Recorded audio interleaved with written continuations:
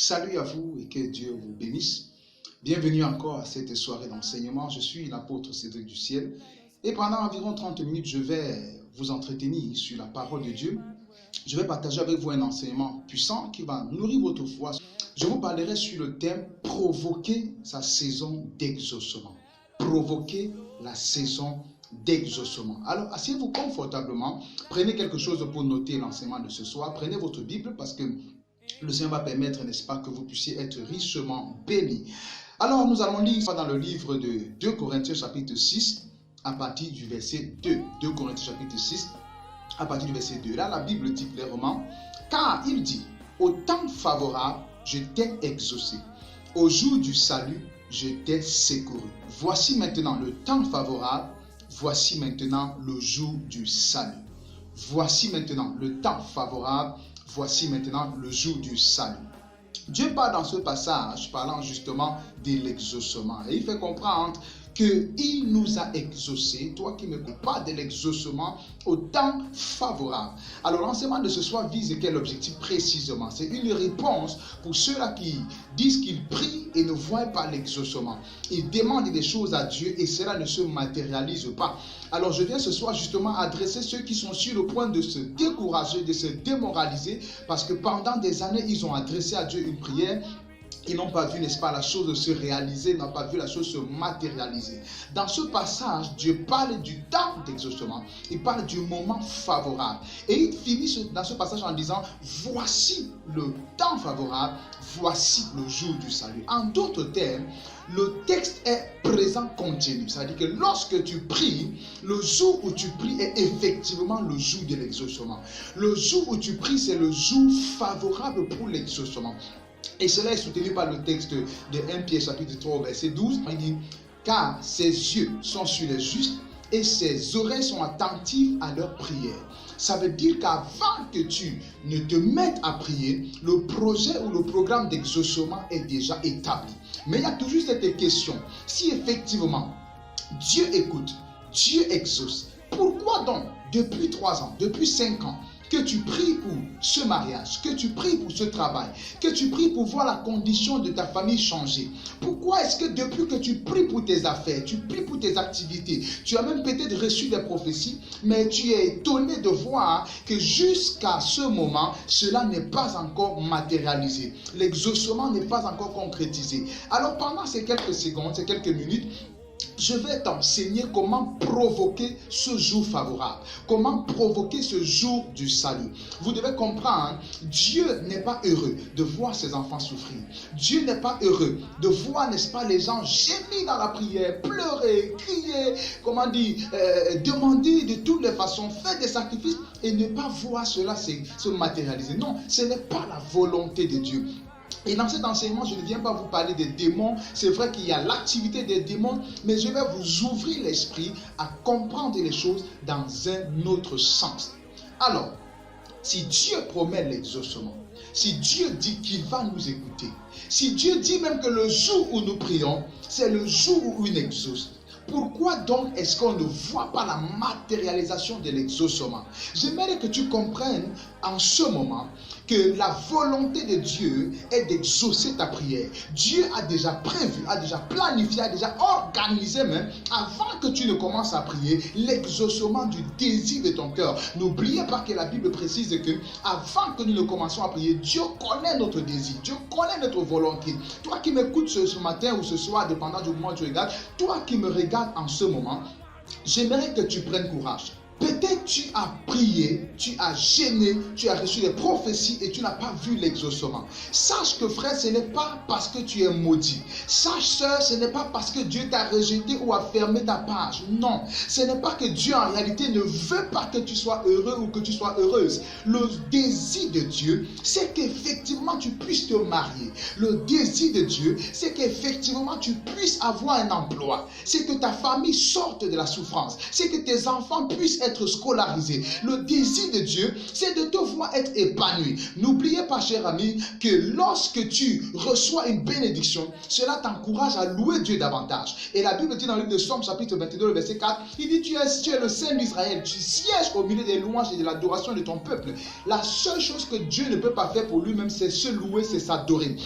Alors, lorsque tu reçois une bénédiction de Dieu, cela te pousse à louer, cela te pousse à célébrer Dieu. Alors, sache que déjà, Dieu est disposé et exauce même, n'est-ce pas, les prières que nous élevons. Mais seulement, il y a quelques éléments, quelques principes qu'il faut mettre ensemble pour voir, n'est-ce pas, l'exaucement se matérialiser. Alors, si tu penses que l'enseignement de ce soir est une bénédiction pour toi, je t'encourage déjà à t'abonner à cette chaîne et à cliquer sur la cloche qui est à côté du bouton s'abonner pour ne pas rater les enseignements que je vais mettre en ligne, n'est-ce pas, chaque semaine. Alors je disais donc que je vais partager avec toi dans cette vidéo des secrets qui vont t'amener à provoquer l'exaucement pour chaque désir de ton cœur, pour chaque sujet que tu veux élever. C'est-à-dire qu'il y a des éléments à mettre ensemble, en sorte qu'avant même que tu n'ouvres la bouche pour dire « Oh Dieu », Dieu t'a déjà exaucé. Alléluia. Et alors, on va commencer par voir ces éléments les uns après les autres. Premier élément qui favorise, qui provoque l'exaucement, qui accélère la manifestation de l'exaucement, j'appelle cela la maturité. Alléluia. J'appelle cela la maturité. Alors, vous devez comprendre, dans le livre de Galates, chapitre 4, le verset 1, la Bible dit, aussi longtemps qu'un héritier reste enfant, il n'est pas différent d'un esclave. Il y a des maîtres qui gèrent ses biens, bien qu'il soit, n'est-ce pas, le propriétaire de tout. Ça voudrait dire quoi? Lorsqu'un papa, j'illustre cela simplement, lorsqu'un homme meurt et qu'il cède son héritage à un enfant de 8 ans par exemple, il y a des comptes bancaires au nom de l'enfant, il y a des biens, des terrains, des propriétés, tout ça au nom de l'enfant. Aussi longtemps que cet enfant n'est pas encore adulte, n'a pas encore la maturité de gestion, il ne peut pas accéder aux biens qui lui ont été cédés. Alors, spirituellement, c'est la même chose. Il y a des gens qui prient, qui demandent des choses, mais n'ont pas la maturité nécessaire pour gérer ce qu'ils sont en train de demander. Et Dieu connaît, dans le principe spirituel, tout ce que vous obtenez sans avoir la maturité de le gérer, vous allez le perdre par la suite. Pourtant, la Bible dit, la bénédiction de l'Éternel n'est accompagnée d'aucun chagrin. Alléluia. C'est la bénédiction de l'Éternel qui a enrichi et il a fait sur aucun chagrin. Lorsque tu as reçu une bénédiction, et que tu témoignes, tu célèbres le Seigneur pour cela. Imagine quelle douleur tu as lorsque tu perds cette bénédiction par la suite. C'est l'une des raisons pour lesquelles Dieu permet que tu sois d'abord mature avant, n'est-ce pas, que tu puisses voir la matérialisation, la concrétisation de l'exaucement. Si tu n'es pas mature pour recevoir ce que tu demandes, ça va te détruire parce que justement, tu n'auras pas la sagesse, la maturité nécessaire pour gérer cela. Secondamment, les forces maléfiques qui combattent ceux qui ont la bénédiction que tu as vont te combattre et tu n'auras pas justement la capacité, n'est-ce pas, à répliquer à leurs attaques. Je vais prendre un témoignage que j'ai écouté un collègue prophète prêcher qui m'a beaucoup plu. Il y a un jeune homme qui est venu voir son père et il a dit « Papa, je veux me marier. J'ai déjà de l'âge. Je veux déjà me marier. » Et son père a fait quelque chose de très amusant. Il est allé acheter un petit chiot. Et il est venu donner à son fils et il a dit entretiens ce chiot pendant 2 mois, je vais revenir et on va voir par rapport à ton dossier du mariage. Le papa a laissé son chiot à ce jeune homme et il est parti.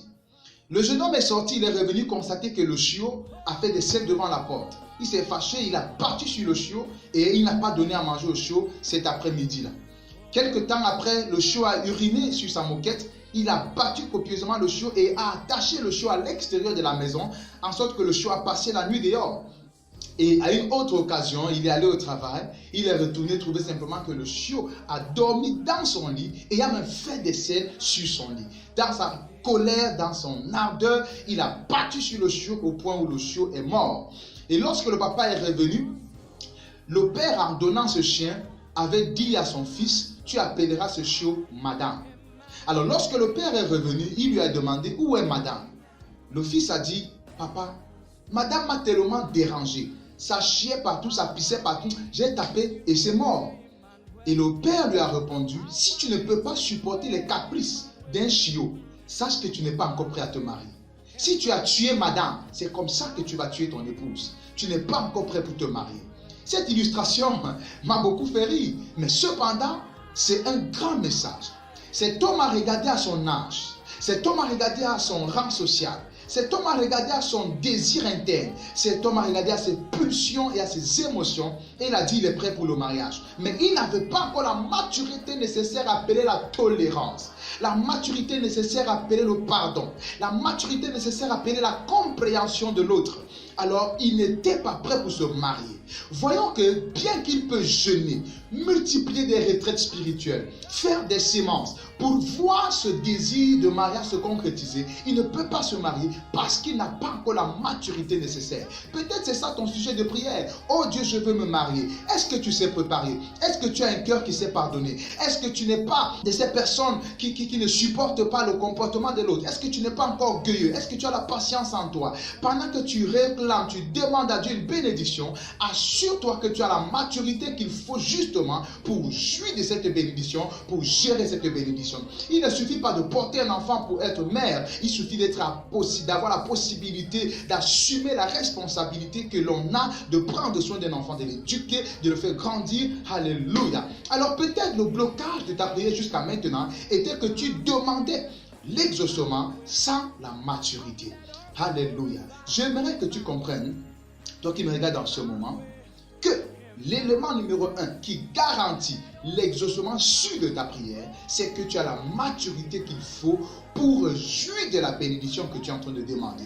Est-il possible à un homme ou à une femme de demander à Dieu une voiture? Pourtant, il n'a pas les moyens d'entretenir une voiture, il n'a même pas les moyens, n'est-ce pas, de mettre du carburant en continu. Et si Dieu ne l'exauce pas, il va dire, Dieu est méchant, j'ai demandé de la voiture, je marche à pied chaque jour. Dieu peut te donner une voiture, mais est-ce que tu peux l'entretenir? Alléluia. Alors commence par te poser la question. Est-ce que j'ai la maturité nécessaire pour demander à Dieu une femme? Est-ce que j'ai la maturité nécessaire pour demander à Dieu un emploi? Est-ce que j'ai la maturité nécessaire, je ne sais pas, pour demander à Dieu la dimension d'onction que je veux atteindre, pour demander à Dieu le nombre de membres que je veux, peut-être en tant que pasteur? Est-ce que tu as la maturité pour les gérer? Alléluia. Le second élément se trouve dans le livre de Jérémie, chapitre 1, au verset 12. Dieu dit, je veille sur ma parole. Il parle à Jérémie, il dit, tu as bien vu, car je veille sur ma parole pour l'accomplir. La seconde chose qui favorise l'exaucement rapide c'est l'obéissance au principe. Alléluia. J'aime bien, n'est-ce pas, cela. C'est l'obéissance au principe. La parole de Dieu est un ensemble de règles, un ensemble de principes qui régissent, n'est-ce pas, l'interactivité entre les humains et d'autres créations de Dieu sur la terre. Alors, chaque chose est attachée à un principe. Tu ne peux pas demander à Dieu quelque chose tout en brisant le principe de fonctionnement de ce que tu es en train de demander. Je prends un exemple un peu banal que beaucoup connaissent. Tu ne peux pas être en train de demander à Dieu, Seigneur, je veux une femme. Seigneur, je veux un homme. En même temps, tu es en train de voler le mari d'autrui, voler la femme d'autrui par une vie d'adultère ou de fornication. Là, c'est déjà briser un principe. Pourquoi? La Bible dit dans 1 Corinthiens chapitre 6, et je crois le verset 18, il dit celui qui s'attache à la prostituée et avec elle un seul corps, une seule chair. Ça, c'est le lien du mariage. Parce que la Bible dit les deux deviendront une seule chair. Ça, c'est le mariage. Et quand la Bible parle de prostituée, il ne s'agit pas d'aller, n'est-ce pas, je ne sais pas comment on appelle cela dans ton pays, dans les coins où les prostituées se regroupent et acheter une prostituée pour passer la nuit. Non. La prostituée dans le contexte biblique, c'est celle avec qui tu n'es pas en alliance de mariage. C'est celui qui n'est pas ton époux légal et cependant avec qui tu entretiens des rapports sexuels. Donc lorsque tu es sur le point de te marier et que tu demandes en même temps à Dieu un mari ou bien une femme et que parallèlement tu entretiens des relations sexuelles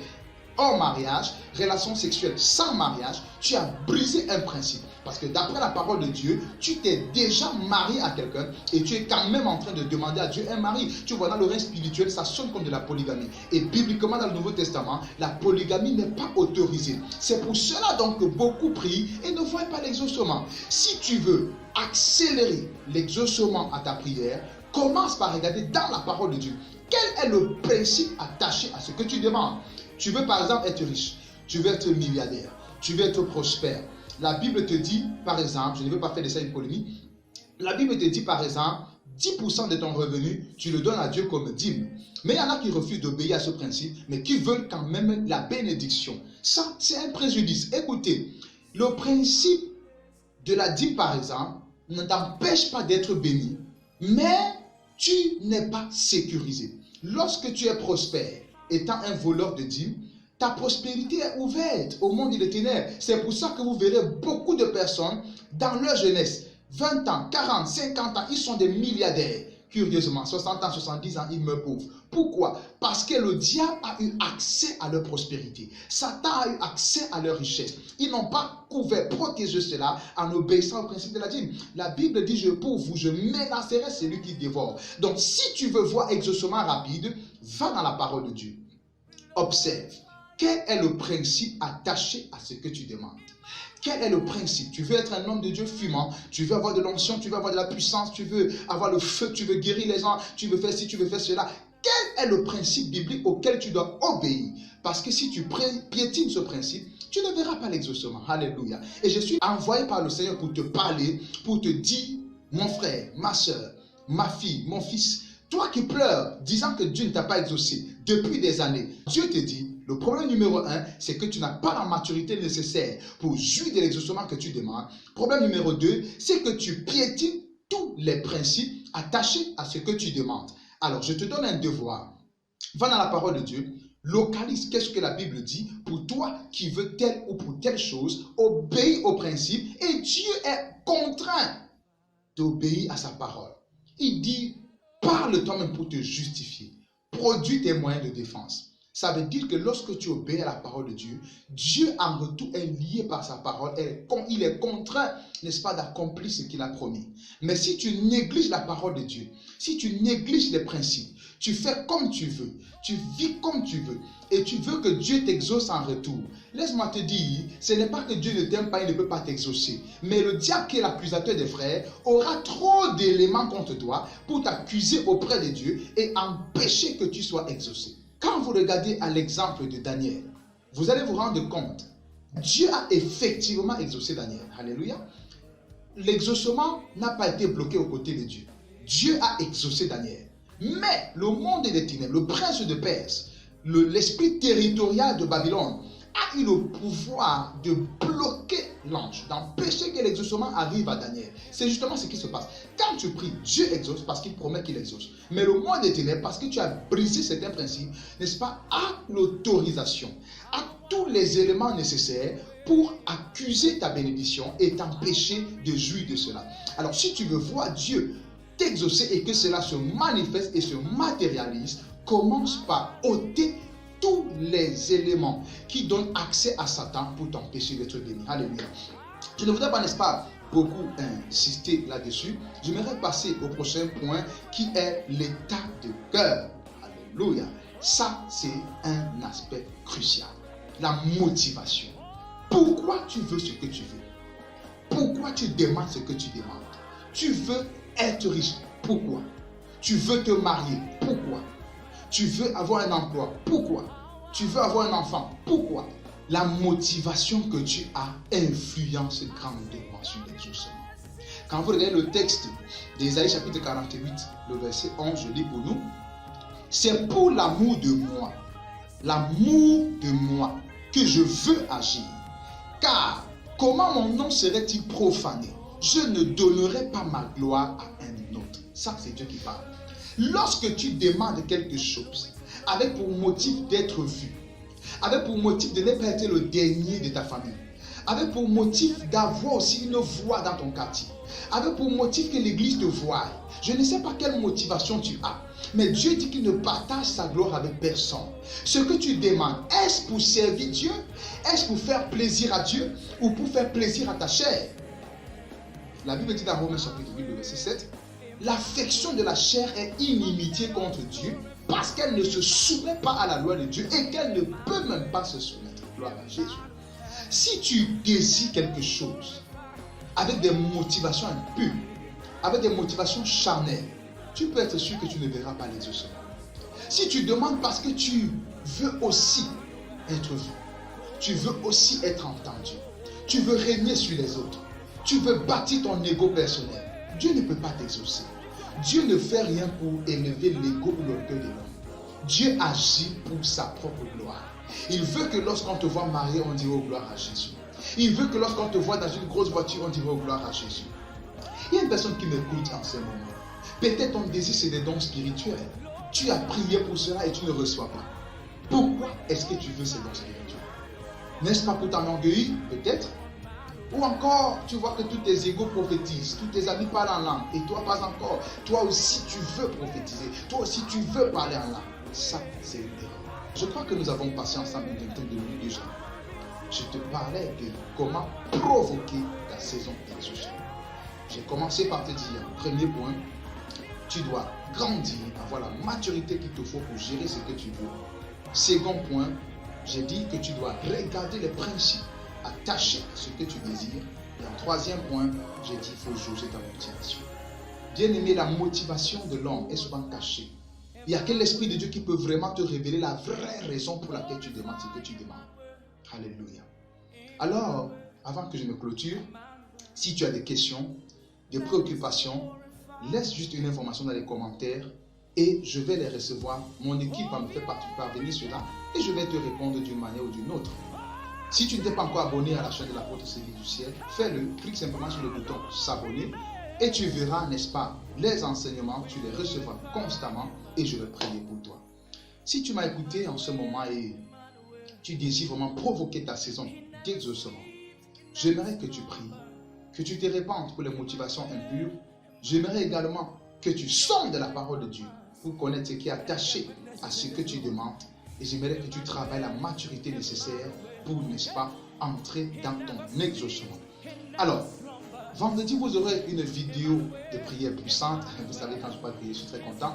Nous allons prier ensemble. Alléluia. Ne rate pas la prochaine vidéo. Ça sera une vidéo de prière. Ce sera une vidéo de puissance. Ce sera une vidéo d'enseignement sur la prière. Tu dois passer une autre dimension dans la prière. Alléluia. J'aimerais qu'on prie ensemble. Seigneur, merci pour ce moment. Merci pour ta parole. Merci pour l'enseignement que tu as partagé avec ton peuple ce soir.